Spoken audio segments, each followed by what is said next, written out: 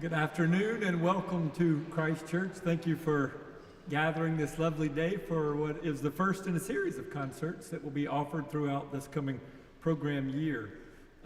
George is going to lead us on a musical journey and talk to us some along the way about various pieces and help us have some understanding of how they fit into his musical path that has led him to this point in his story. I would highlight and point to you that on the inside of your program, on the right side toward the bottom, you'll see the list of upcoming concerts.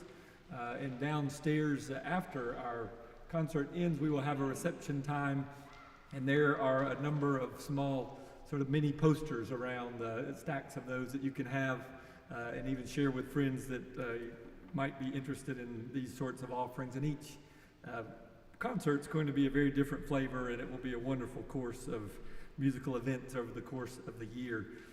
As soon as this ends, we will have a time of reception and fellowship, and we will be having what I jokingly call an evening reception, which means there will be wine. And so please do come join us for a time of fellowship and continuing our time together. And during that, you'll have a chance to learn a little bit more about ways to participate and be involved in the future. But also during that reception, Paul Reed from our choir has agreed with a number of other people supporting to offer today's reception for this musical concert. And if you are willing to be a part of helping with some of the receptions for these afternoon concerts throughout the year, you'll find Paul Reed running back and forth from the kitchen. If you make your way to the kitchen, you'll be able to guess that must be Paul. And so please just let him know if you would be willing to help with future receptions. So at this time, I invite you to join me in silencing our cell phones, whatever that might look like, and I will turn us all over to the mercy of George to lead us on a journey.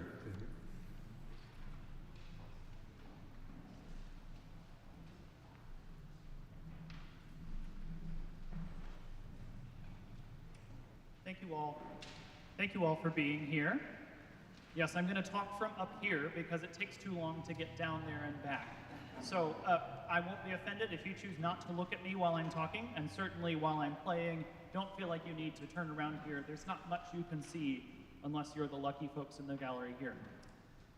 When I thought about what I would play for this first concert, I wanted to do something akin to a concert titled My Favorite Things, which in reality, and here's the big secret for organists, every concert we give is just all of our favorite music, but we have to cut it into 1 hour segments to give you enough time and not have you sitting here for 14 hours while I play all of my favorite music.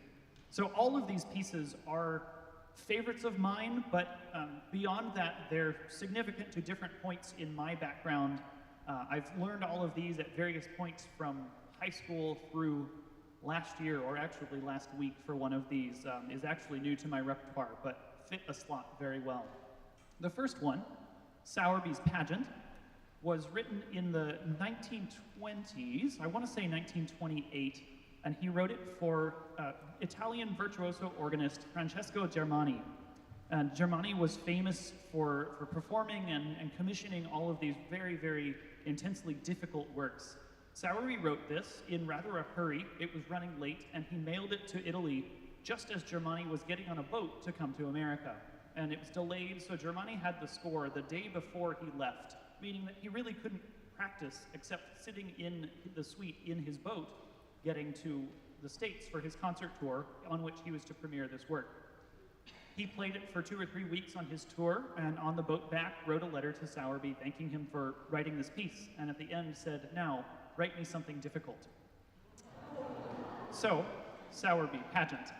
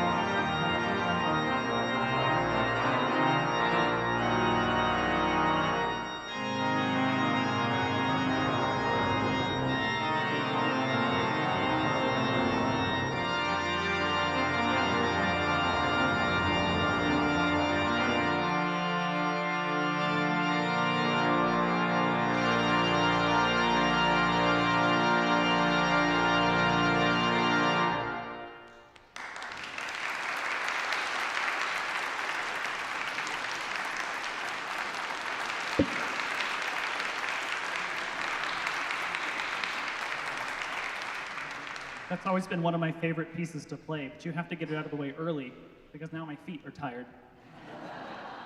The next piece is quite a bit more austere. The Fugue from the Prelude and Fugue in E-flat by Bach is the second of two pieces which form the prelude and postlude, so to speak, of his Klavierübung 3, his third keyboard book, which he wrote as a German organ mass, almost.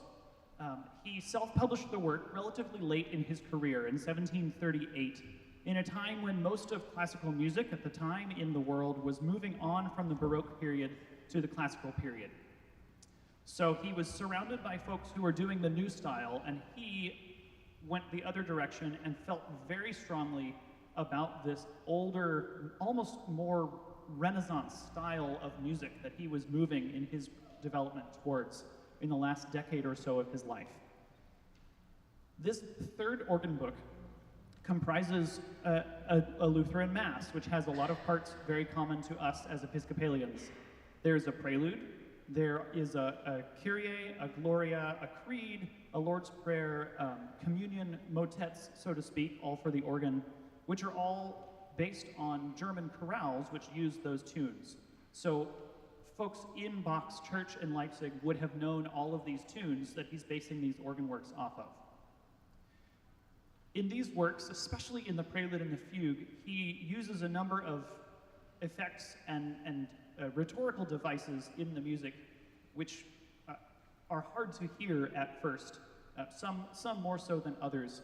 One is simply the fact that this piece is in E-flat, which has 3 flats, and the number 3 is significant throughout numerology, but particularly in Christianity, because it's the number of the Trinity.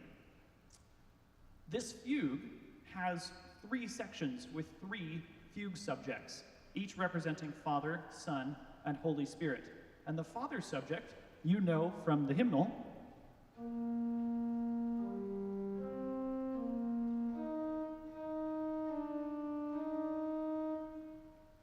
and he had no idea that hymn tune existed. It was written right around the same time. Bach never traveled to England, where that hymn tune was written. Neither did anyone from England travel to hear this work of Bach's. So the nickname for this work is the St. Anne Fugue, but really it has nothing to do with the hymn tune St. Anne. It just shares all of the same notes.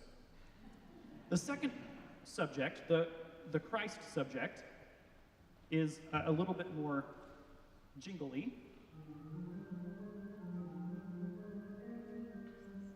And there's a second fugue. And about halfway through that fugue, he starts that up again, and then you hear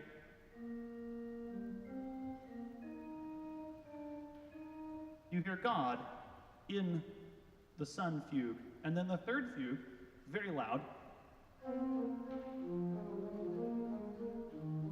You can guess what happens next. About halfway through, you get the God fugue again. And so in this fugue, a triple fugue to begin with is very hard to accomplish, but he also manages to write Trinitarian theology into his music. I had a chance to study this work, the entire Clav 3, at St. Olaf and later again during grad school for a bit, and every time I get back into it, it shows me a little bit more of what's in the piece. I hope you enjoy it as much as I do.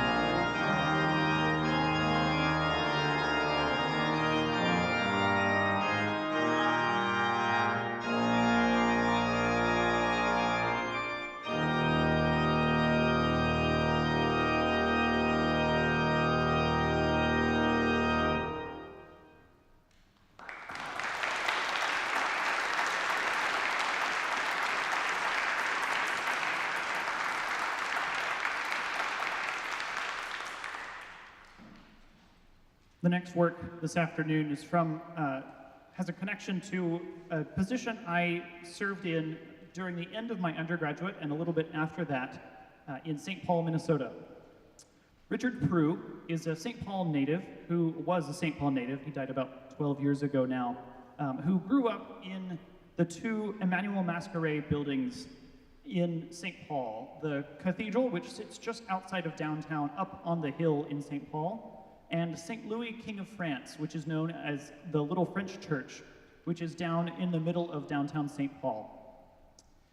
St. Louis built a new organ commissioned an organ by Cassavant Organ Builders in 1997, and as part of that project, commissioned a work from Richard Prue for the inauguration of that organ. And it was premiered in '97 on the dedication recital. And this is the work that Prue wrote. He takes two musical themes, and wraps them together into this piece. The first is based on the name St. Louis, King Louis, and uses the musical alphabet, which really, if you look at it, it stops at G, but there's a lot of letters that are past G. So you have to get a little bit creative. But that sounds sort of like this, and you'll get a little taste for it here.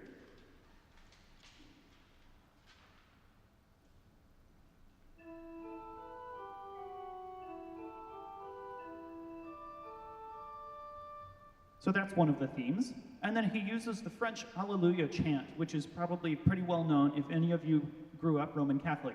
And it's this one.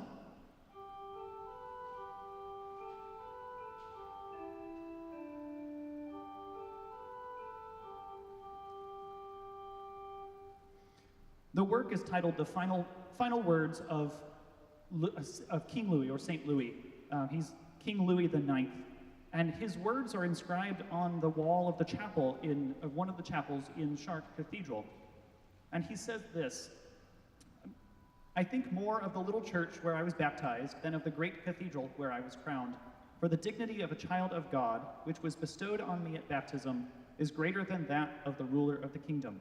The latter I shall lose at death, the other will be my passport to everlasting glory. Lord, now I enter your dwelling, and there I will adore you forever." So Prue took this sentiment along with those two musical themes and crafted the final words of St. Louis.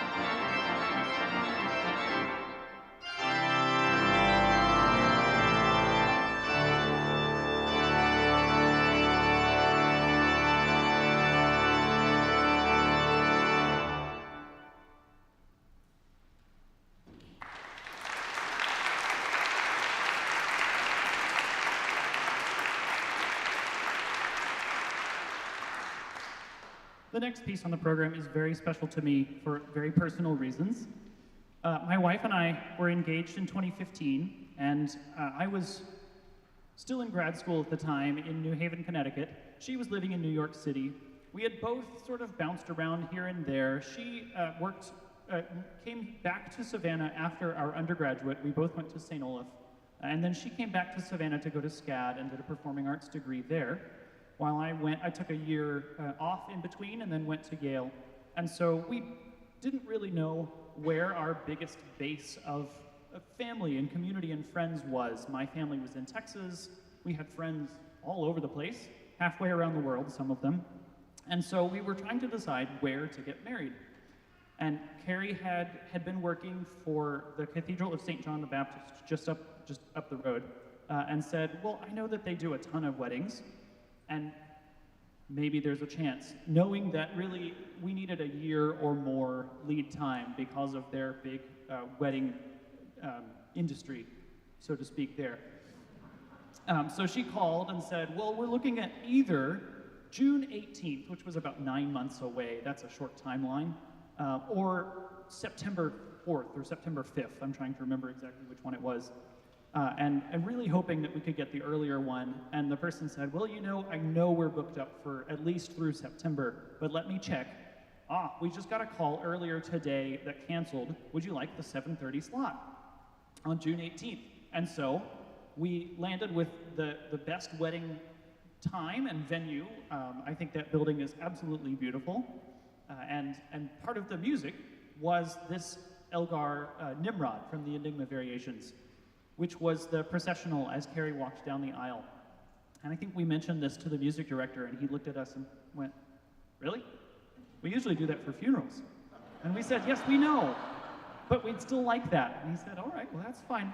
And it was perfect. So every time I play this, I think of that moment and that experience. And I have played this piece a lot because I tended to play it for organ demonstrations at the National Cathedral. So twice a week for 6 years with some breaks here and there. It got a lot of outings, but it's still one of my absolute favorite pieces. Nimrod from the Enigma Variations.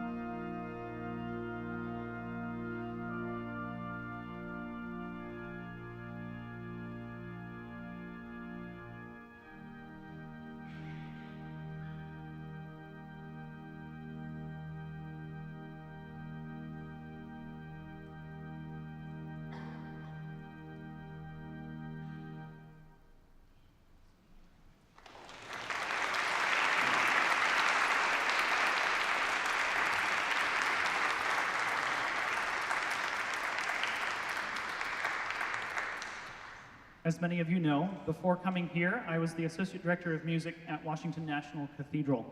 And any cathedral has its share of things that are not sort of central to the liturgical life of the church.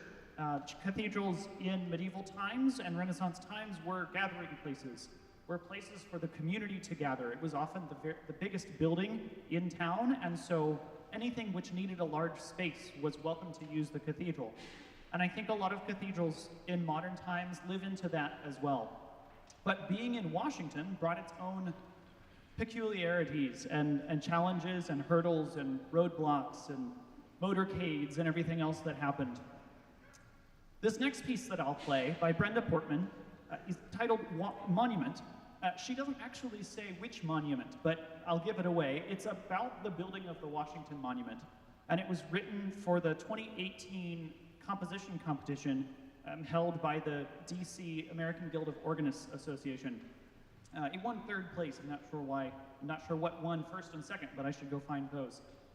This piece uses three themes to almost monumentalize a monument. So we're at 2 degrees away from the original. She uses an original theme, which is stacked up in fifths to give it a very sort of sturdy, sort of triangular feeling. It sounds something like this. And you'll hear that at the beginning and throughout the work.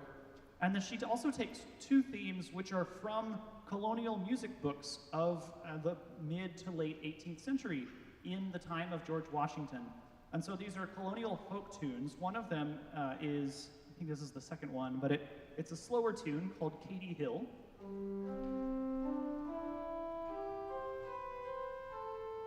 And you'll hear that tune come in the very soft flutes, and then eventually come back at the very end in the loud trumpets as we see this image of the completed monument towering over the DC downtown cityscape. And the other tune almost sounds like it's a fife tune from the Revolutionary War, and so it's something like, it's got that sort of flute, piccolo piercing sound to it. And the whole piece builds in exchanging these tunes and bringing some of them back and tells some of that story of building the Washington Monument, which was started very early in the history of the city and halted because it was deemed too expensive to continue and money was needed for other things, and then continued and finished later into the 20th century. And if you can see that very visibly on the monument in the different colors of limestone. If you look at it, there's about a third of the way up, it shifts as there's 100 years or so of delay in construction of the monument. So, I hope you enjoy Monument by Brenda Portman.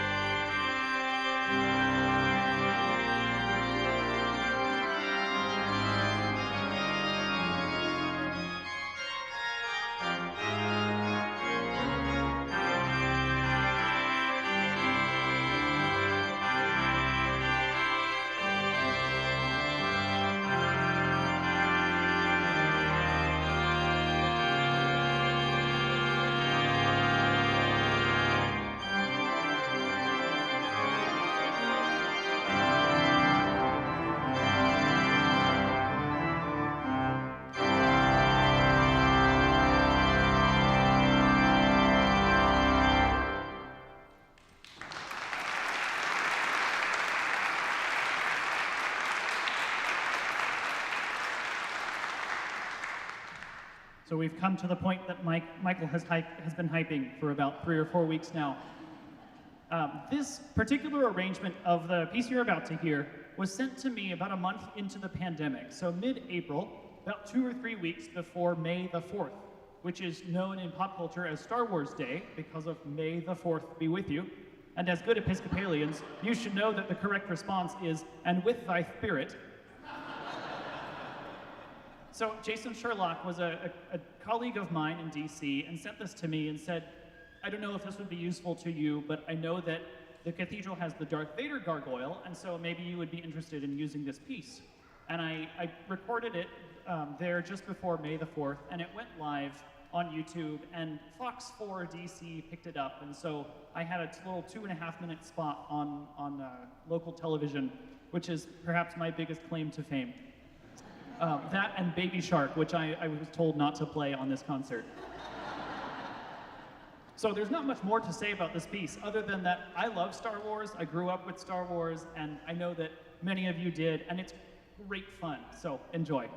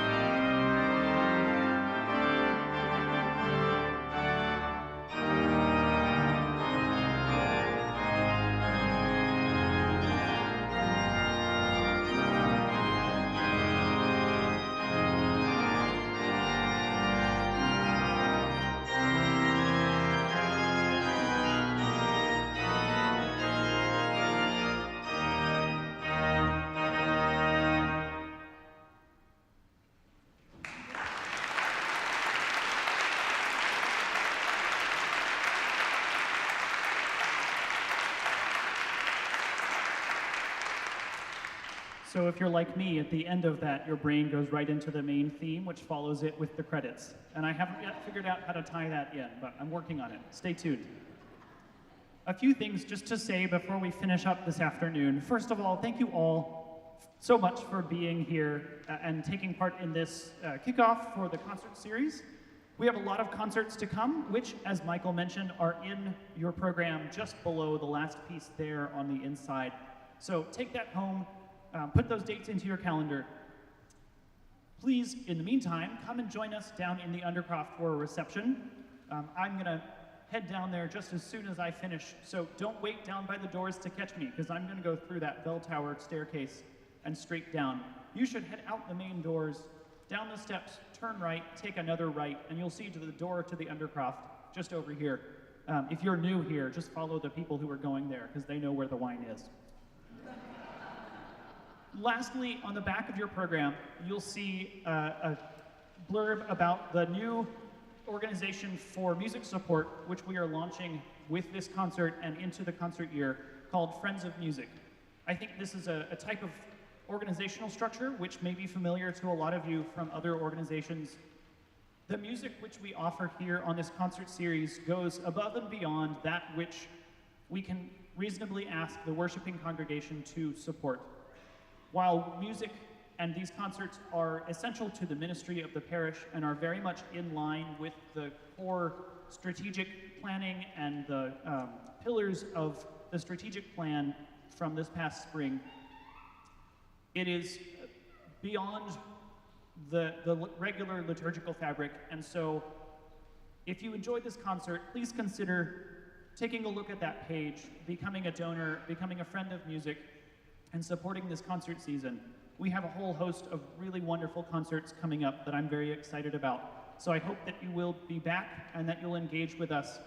If you'd like to volunteer and contribute to the season in other ways, please come and talk to me. We have a lot of opportunities, such as the hospitality committee, which was mentioned at the beginning, handing out programs, providing hospitality and homestays for visiting artists. The list goes on and can really just run as wild as your imagination. So come have a chat.